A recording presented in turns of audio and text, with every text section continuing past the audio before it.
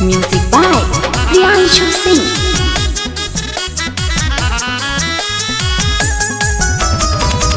पहिले के याद बड़ी पड़ता हो, सोच के करे जावल जरता हो, सोच के करे जावल। पहिले के याद बड़ी पड़ता हो, सोच के करे जावल जरता हो। असु कैसे करती नया साल, असु कैसे करती नया साल कि माल ससुराल गई। हम बहनी अकेले फिलहाल, हम बहनी अकेले फिलहाल कि माल ससुराल गई। हम बहनी अकेले फिलहाल कि माल ससुराल गई।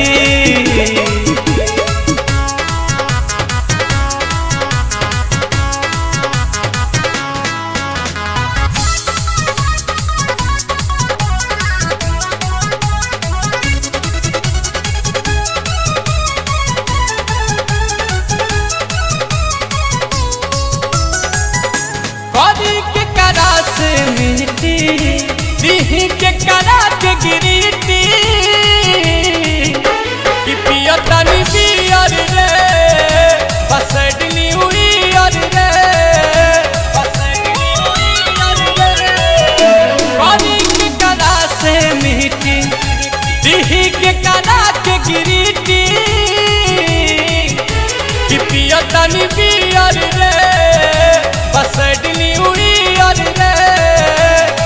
कि कोनो फौसत न बिया तत्काल, कोनो फौसत न बिया तत्काल कि माल ससुराल गई।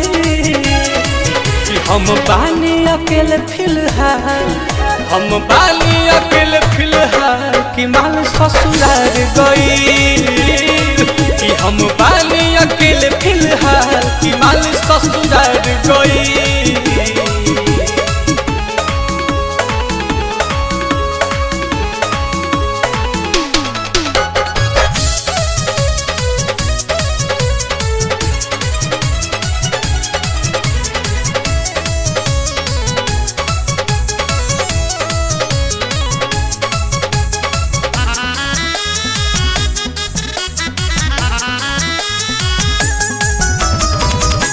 दर्द में सो न सकेंगे, किसी के हो न सकेंगे।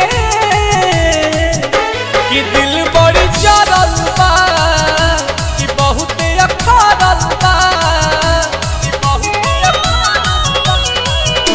दर्द में सो न सकेंगे, किसी के हो न सकेंगे। कि दिल बड़ी जरल बा, बहुत अखरल बा। नील कोमल बारूद बा बेहाल, प्रियांशु रोशन बा बेहाल कि माल ससुराल गई। हम बहनी अकेले फिलहाल, हम बहनी अकेले फिलहाल कि माल ससुराल गई। कि हम बहनी अकेले फिलहाल कि माल ससुराल गई।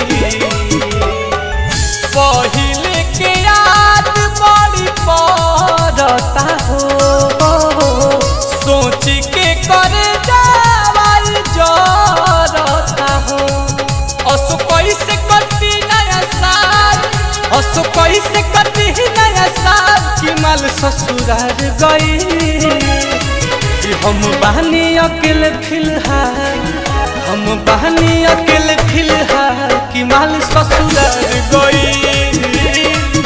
हम बहनी अकेले फिलहाल कि माल ससुराल गई।